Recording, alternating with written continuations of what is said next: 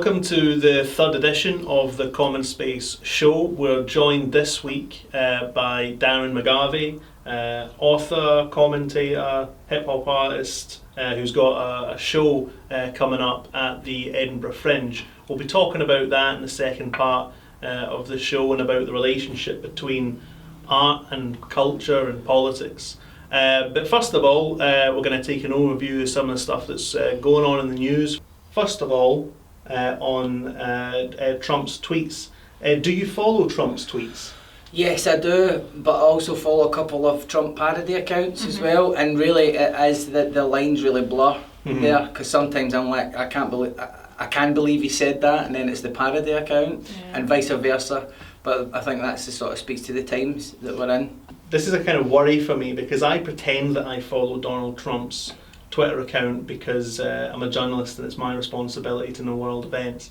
I actually follow it because I find it quite funny, which is a bit dark when you see the tweets he made the other day, which is where he told US congresswomen who are from immigrant backgrounds that they should go back to their own countries and sort out the problems in those countries. And you're sharply reminded again that besides being a hectic laugh riot, it also masks some really kind of dark politics, but I don't quite know how to disengage from it. I think that's part of the medium. I think that's a kind of danger, isn't it? It's the same kind of thing we have with Boris Johnson, that people find it funny and people find it a joke, and therefore the kind of the inherent danger and the kind of the spreading of hate that goes along with it just gets masked and people have a good laugh about it. I actually can't bring myself to follow Donald Trump on Twitter because I just don't want to see that every day. You see it anyway, people will retweet it and people will talk about it, but I think, not that I think he's noticed, I don't follow him yet, but I don't want to encourage him anyway. Yeah, I think I had written last year about, because it's a combination of public fascination, which is then multiplied by media fascination, which itself is because of the commercial algorithm of news media, which has created the conditions for someone like this to emerge. And so there's on one hand, I mean, it's like almost every transaction you make these days, you almost can't stop yourself sometimes, and you know you shouldn't, but then you've got to kind of keep your eye on it as well. He for me is kind of like a car crash you can't avert your eyes from. And there's something apart from his low impulsivity, his high sensitivity, the ego, the malignant narcissism, the misogyny, the racism, we can go on and on and on. There is something about Trump that I think on a human level is transfixing for all of us, whether we decide to close him out or whether we decide to watch him, because imagine if you were so disinhibited that none of the social filters that govern your thoughts and behaviour were applied. You would be Trump. You know, he's reacting to every impulsive thought. He begins with a stupid thought and just runs with it. He's like my toddler, you know, in that sense. But would you be Trump though? I mean, in reality, even with none of those social filters applied, you wouldn't be saying the same thing. You might find that it would be informed by a different kind of politics, and so it might be. I'm sure there are progressive left-leaning versions of Trump out there. I'm just talking about the character. You know, someone who is constantly just reacting on impulse to things that he finds threatening. And I mean, think of this, perhaps is a radical form of empathy, right? But think of what it must be like to be Trump and to know in your bones that you are the dumbest person in every single room that you're in. I mean, even when you know you're maybe one of the smarter ones in a room, there's still a certain kind of awareness, you know, that you might say something stupid or reveal an ignorance. And he is just so incompetent. But is he aware of that? I mean, do you believe the bluster where he thinks he's the greatest at most things? I mean, like he doesn't know he's the dumbest, I don't think. See, I often think of it as a similar, watching Trump and watching his Twitter stream and stuff like that, I always think of it as a similar experience to watching The Office, right? And some of the characters in that, the British one, you know, was Ricky Gervais, and then you had characters like Gareth and stuff like that. And the painful thing about watching it was it started to dawn on them towards the end that they had feet of clay, right? I don't know that thing will ever happen with Donald Trump, but it's the exact same thing of, yes, he's almost completely unguided by traditional the traditional mores of the environment he's in. The horrible thing about that is I reckon that for the same reason that I find it funny that he's so petty, like, so he doesn't try to hide his pettiness, it's a thing that people usually do, but he just calls his opponents names like sleepy and crazy and stuff like that, but in the same way that's funny to me that he doesn't have that inhibition, I think to a lot of his supporters it comes across as a political point to them that the people who govern them shouldn't have any airs and graces. You know, forget all that table manners, political mannerisms and all that kind of stuff. I'm going to speak to you as though I was a half-drunk guy in a bar. It makes me look at Twitter as a medium in a different way as well, because I think when Twitter was first set up, it was like a professional network for people with very good manners. And Trump's one of the people who's kind of helped to deform it. Well, that was the centre ground, really, isn't it? So Twitter was just a social media expression of that kind of more moderate approach to politics that sort of entails not just a kind of aversion to radicalism, but also a politeness and civility that's often held up as a benchmark of something other than that it greases the wheels of your social mobility if you're just nice to everyone. But actually, for me, I mean, social media is just one area in global civilization where we can see the cost of giving multinationals a kind of blank check and thinking that it's going to solve a lot of problems. The marketplace will just correct for everything, because actually what social media has done is raised questions about fake news, the quality of information, the impact this is having on our democracy. It's given platforms not just to views that you might disagree with, but I mean, you know, the extent to which a lot of the kind of trolling goes on, you know, and people are targeted and abused or harassed in different ways. These are all things that there was no risk assessment performed, you know, when we says Facebook, Twitter, you know, Google, go and make the world a better place. And I think that's one of the other aspects of the kind of neoliberal idea that as well as the inequality economically, is that the whole machinery of government now is used just trying to clean up the mess, whether we're talking about the obesity crisis, the opioid crisis, whether we're talking about wealth polarisation. In every single area, we've says to the CEOs and all that, look, you just go and do that, you'll take the burden off the state, and actually the cost to society seems correlated to the profit of the people that we've essentially put in charge of a lot of important aspects of our society.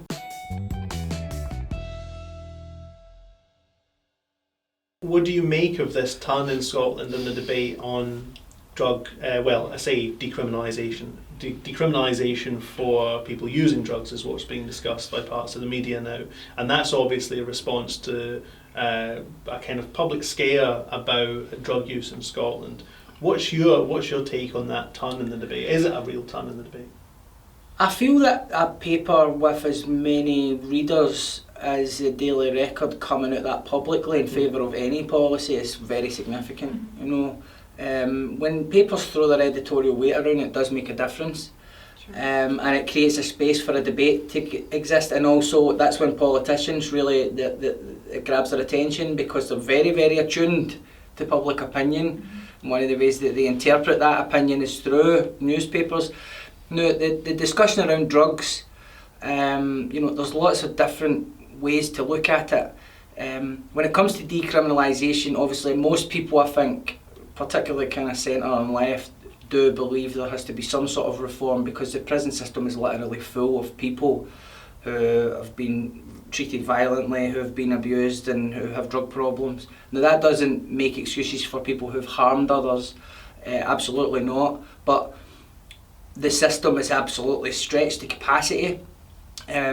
So decriminalisation is one way of potentially alleviating that if it works. The issue is that when campaigns like this happen, it can create the potential for knee-jerk reactions. The reasons that people use drugs are complex at an individual level and a community level.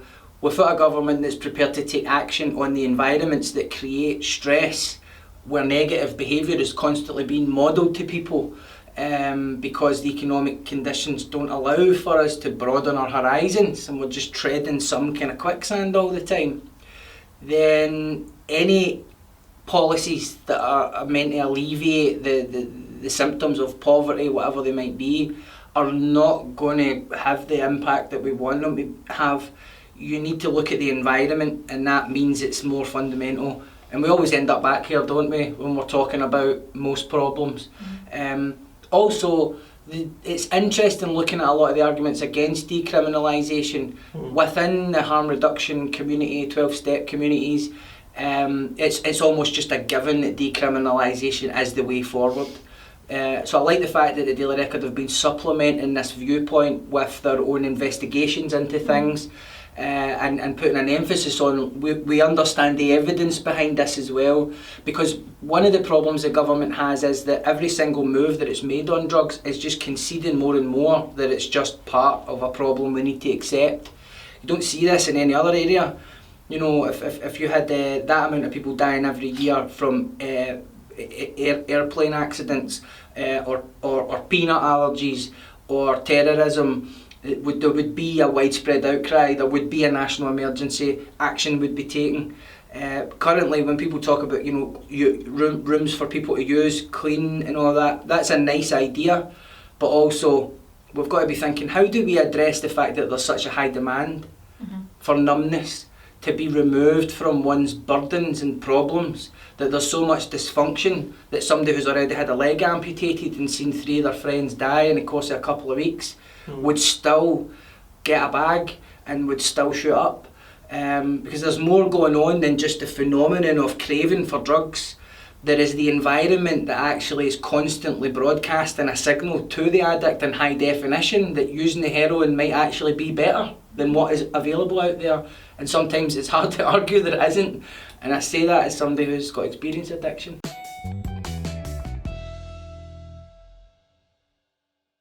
Rhiannon, are you enjoying the ongoing slow motion disaster of the Tory leadership campaign? I can't really watch. It's kind of like the car crash of Trump, really. It's just it's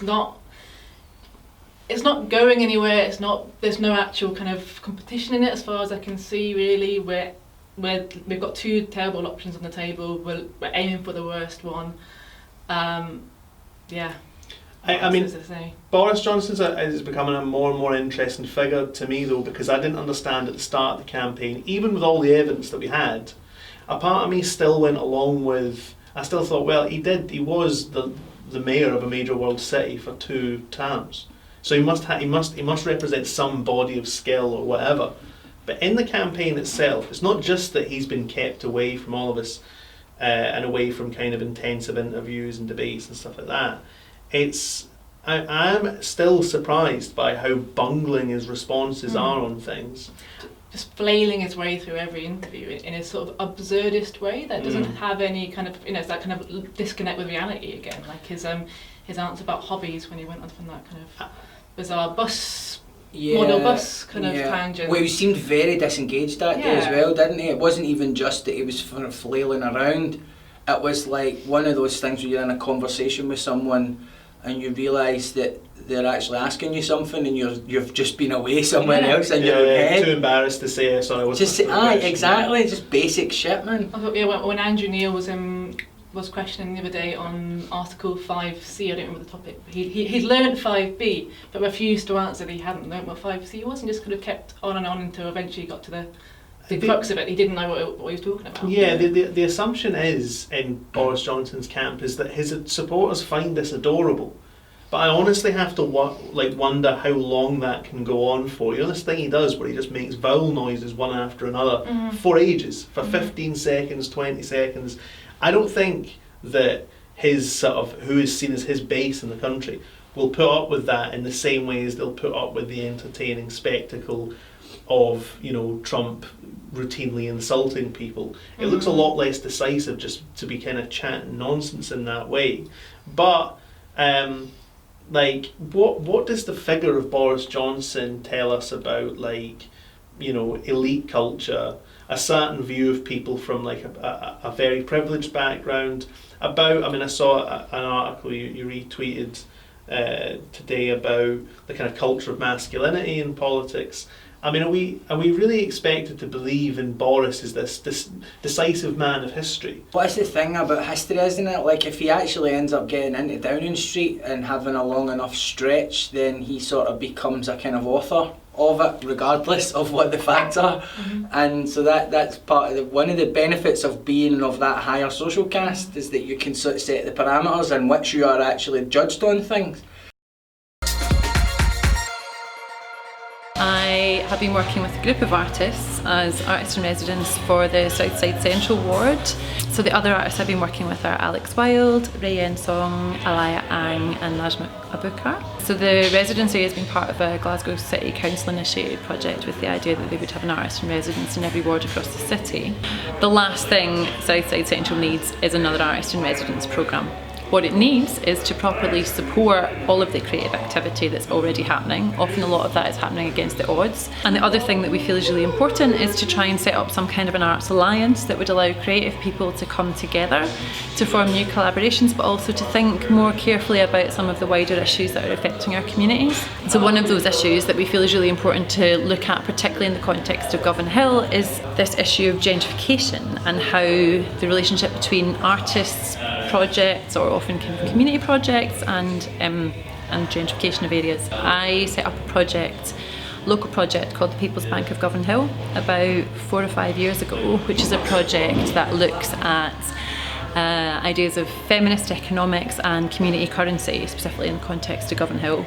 We set up the swap market. The swap market is a space, a non-monetary exchange space on Victoria Road, which I guess is essentially Govanhill's high street. And there's a number of really amazing projects, but one of the concerns is that as we collectively do all this work to, I guess, try and make our communities more livable, that we also inadvertently maybe drive up the price of property and rent. We're starting to try and initiate these, what we think are quite important conversations about what are the other effects and impacts of what we do. So we've organised this event, and the idea is hopefully at the end of the afternoon we'll come out with some kind of points for action, things that we can actually look to do collectively to kind of counteract some of the more negative effects. The artists are often used as pawns in a game on a chessboard with alongside other players. The board itself is controlled by local and central governments. They divide their planning rules are their rules, their decisions, and I'm interested therefore in how artists are played by these government officials, but also by other players on the board who maybe are more like the knights and kings, which would be property developers. Artists are becoming increasingly aware of their role, often on the frontier of gentrification, and I think that it's increasingly also difficult for artists to do anything about it. I think that the state policy, cultural policy, both in England and in Scotland, pushes artists towards things like placemaking and in working in areas undergoing regeneration. This is policy code for get involved in effectively in gentrification. There's also a lot of artists who are involved in anti-gentrification campaigning, often disavowing their role as artists too, and so some of them might well be in meanwhile spaces on the one hand with studios, but also fighting the developers and the councils, often sometimes even in the same buildings. I think what's needed overall though is we need to stop talking about meanwhile spaces, and I think that the creative industries, of which artists are an essential part, and I think but particularly artists, need to be recognised as an essential part of the creative industries. We shouldn't move around. The idea that it's vibrant and dynamic and increases our artistic skills is a lie. We want to make a living, and we want certainty. We might want to move, but we should want to move when we want to move, and not be pushed out and forced into other places when the state, the local council, developers decide. We become an ideal part of the neoliberal system. Cheap, freelance, willing to work, move, do anything, anywhere, no pay, no rights, no permanent place to live or work, and often that involves us competing with each other, right, in a race to the bottom.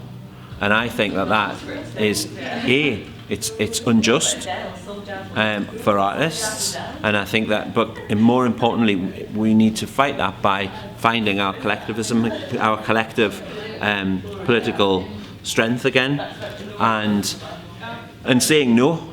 That was our visit to the Govanhill swap market to talk to people about art and gentrification in Govanhill. Now, Darren, you've written about gentrification before. I mean, what place do you think art has in gentrification? What do you think about this idea of art washing that's being discussed? Well, first thing about art washing is a lot of the artists that are kind of being used as Trojan horses for it might not be aware of the broader dynamics. So they might be drawn in with the allure of going into disadvantaged communities, drawn in with the allure of work, being paid, like that's dead important for artists, and maybe not understand the broader dynamics. So one of the frustrations that happens and one of the tensions that arises in said communities is that often the people in the communities that are subject to subsequent waves of regeneration or gentrification, they understand this stuff back to front if they're paying attention. Not everyone in the community does.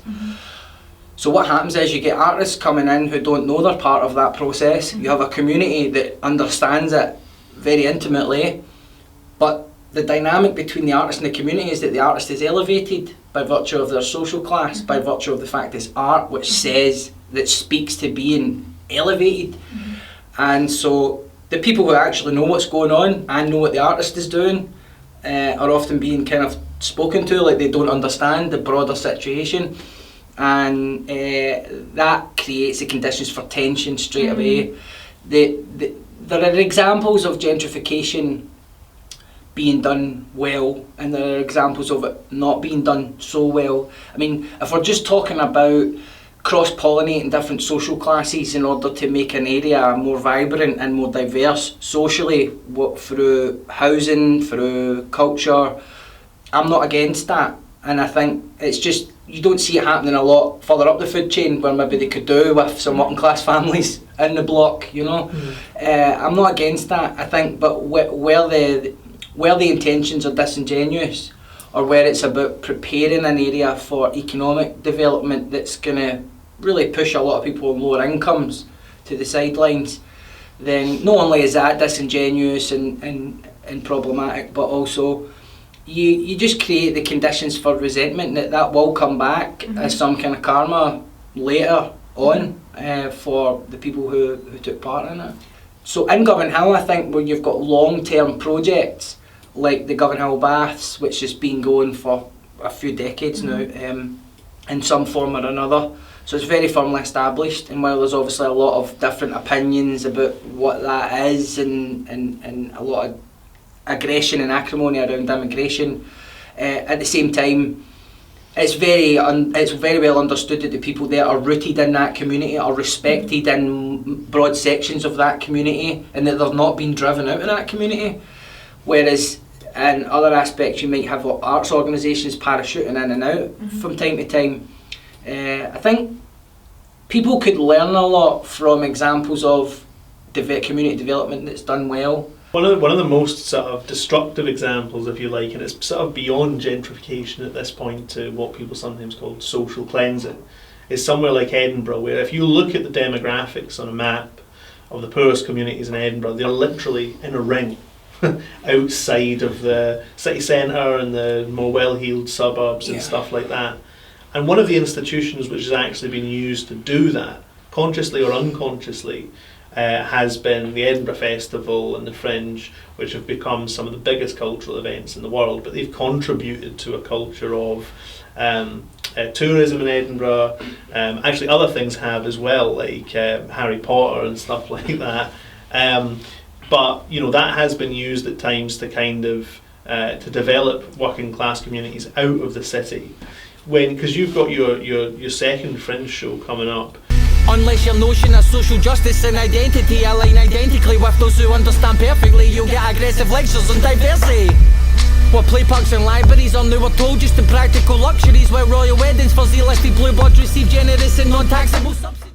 How do you balance that in your mind when you're taking in some of the critical stances that we're talking about today to an event, to an audience, which is like I say, willingly or unwillingly involved in part of that process. Yeah. So how do you balance that out? Because it is a shame, isn't it, that like it should be a good thing that Scotland has one of the best cultural festivals in the world. Yeah. It's tragic that it's been utilised to, damage housing conditions for working class people, to employ legions of unpaid volunteer labour and promote casualisation and all that stuff. Yeah, I mean, it's symptomatic really of the kind of currently the sort of metrics that we use to measure success and failure in our society, and I'm not saying that principles of the free market or aspects of free market economies aren't useful or helpful, but in some settings it just doesn't work, in certain profit motives or demand and efficiency in certain areas of community life makes no sense. You have to invest long term. The metrics by which you judge whether it's a success will go up and down over time. You've got to write it off almost like a research and development budget, when you're talking about maybe, for example, a library. Invest in a library, 1 week it might be 50 people who visit it, next week it might be 10. You don't say, 10 people went the second week, so we're cutting the service, and so that's where the kind of the free market model doesn't work. It means that even where vast wealth has been generated in Edinburgh, and even though people want to see it more evenly spread, as well as the concentrated power more evenly spread, even where people want that, the mechanisms don't exist to make it happen. Sometimes the language doesn't even exist to describe what you want to happen. And so, in Edinburgh, when I'm at the Fringe, I very much see myself as making an incursion into that space. I became very conscious of the fact that because of the success of the book and a lot of the kind of immediate cultural and social capital that I was able to withdraw from that, I sensed straight away the opportunity basically to leapfrog a lot of the barriers that had been holding me back. A lot of the organisations and attitudes and sometimes individuals that had deliberately tried to hold me back. So it was just a kind of leapfrog protocol where it was just like, I don't have to deal with you anymore. I'm in the Fringe. And that's thinking more strategically about it and being very aware of where you are and what you can do in that moment. But when I'm in there, obviously, when I'm looking at my audience, which is far more diverse now in the last 2 years than it has ever been. I used to speak almost exclusively to working class young men. Now it's the majority female audience, especially when I'm doing the live shows, the public speaking or the books. And I can tell that just by who's queuing up to buy a book. It's mostly women, mostly who work in social professions of some sort, whether it's education or youth workers or whatever. So when you're confronted by the fact that an audience is of a certain disposition or demographic, it does inform how you approach things. So it doesn't mean that you necessarily, for me at least, I don't dumb down or pull any punches when I'm making my points. But actually, the more diverse the audience, the more challenging it is for me as an artist to find a way to hit all my marks in a way that is speaking to the interests or aspirations or even the lexicons of the different groups I'm talking to. The problem I have with it really is it's not very accessible for working class artists who not only have to take a great burden on their shoulders in terms of writing a show and promoting a show, but also the cost of staying in Edinburgh throughout the Fringe is enormous. That's where I think you don't necessarily create a situation where you've got it ring-fenced almost, where you have to have a certain sort of resources to fall back on or material support or applying for public funding, which itself filters out a lot of working class people. And that's why you get, when you're at the Fringe, it feels very middle class, and and that's cool. You're going to get a lot of good shows, you're going to get a lot of great theatre, a lot of great poetry, a lot of shite as well that thinks it's good. But I mean, I've done shows like that, so but when you're locking out the artists that might bring the working class audience in to the conversation. And have you had a chance to look at this year's programme yet? Is there other people that you would recommend people go and check out that might be talking about similar issues, that might be sort of targeting those people? Not necessarily the sort of issues that I'll be talking about. My show is about social mobility, social immobility, so telling the dual story of really, in a year that I have personally enjoyed and benefited from just unparalleled levels of social mobility and opportunity, so much so it's been overwhelming at times. then a lot of people in my life have fallen into despair. You know, funerals for drug overdoses, suicides, even people in my own family, and constant housing crisis and difficulties going on and adversity. And what this has afforded me, apart from the obvious things, is it's given me an insight into how the pressures that come into play when actually you become socially mobile. Who needs political music? We've got Taylor Swift doing mumble rap. Who needs an artist with principles when there's a humble brag that you can double tap? So I've operated for an assumption that I'm excluded and that I'm socially immobile as a byproduct of the privilege of others who are hoarding things, right? Now intellectually that's correct, but emotionally when you become socially mobile you don't feel as secure as you might appear to people who have less. And so it gives me this insight into the centre ground, this impulse to be moderate, this fear of radicalism in whatever form it is, because while you actually have enough, the whole economy is set up to constantly tell you that you don't, that you should be aspiring to more, that you need more, that the people around you have more, so you go and get yours. And actually it's built into the DNA of the economy, and the economy is measured on how it grows, and people won't grow in the way that we measure it if everyone goes, actually, I'm cool. Earned 100k, I think I've got enough, do you know what I mean, for this year at least. And then it's just like, you start understanding that more. So it's like, how can I stay true to my values as a person from the community that I come from, while also being honest about how the experience I've gone through has not necessarily changed me yet, but I feel how it could if I allowed it to, and how easy it would be. So my show's about that. I don't think there's a lot of shows about that, but people that I would go and see, Victoria McNulty, so she's got a show called Confessionals, and this is a show that deals with the issue of gender-based violence and a lot of other issues, class and issues of that nature, but from a working class female perspective, which is something you don't hear a lot in the discussion. And so that brings into play lots of issues that not only are pertinent to the discussion around gender and masculinity just now, but also where that intersects with class. And coming from, I try to get her involved in what I'm doing wherever I can, because I want everyone to see her. She's transfixing, she's very competent, and she doesn't pull her punches. I mean, I got her to do the support for my St Luke's charity gig at the end of last year, and she sort of reminded me of what I used to be like before I started realising, hang on, I'm going through this moderation process. Because she just started going off at the venue, do you know what I mean? She was just like, because the venue's got a weird gentrified name, it's in the East End of Glasgow, but it's called, I can't remember. And the Winged Ox. Aye, and she's just like, what the fuck's a Winged Ox got to do with Calvin, do you know what I mean? Like, and I was just I was like, yes, do you know what I mean? Like, I think I probably paid her more that night actually. So it was one of those ones where she's bringing to the table stuff that's so relevant, but she's coming at it from a different angle. Then other people like Layla Josephine, who's got a show called Daddy. Gender runs through everything she does, and she does it in a very skillful way.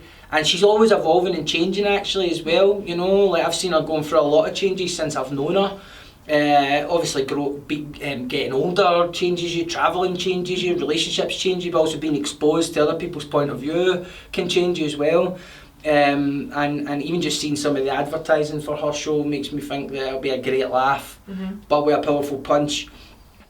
So I go and see something you might not necessarily think you might like as well. Alright, well on that note, I think that's all for this week's CommonSpace Show. So thank you very much for joining us, Darren, and you can see his show every day. The Newtown Theatre, George Street, Edinburgh, beginning on the 2nd of August. Don't miss it.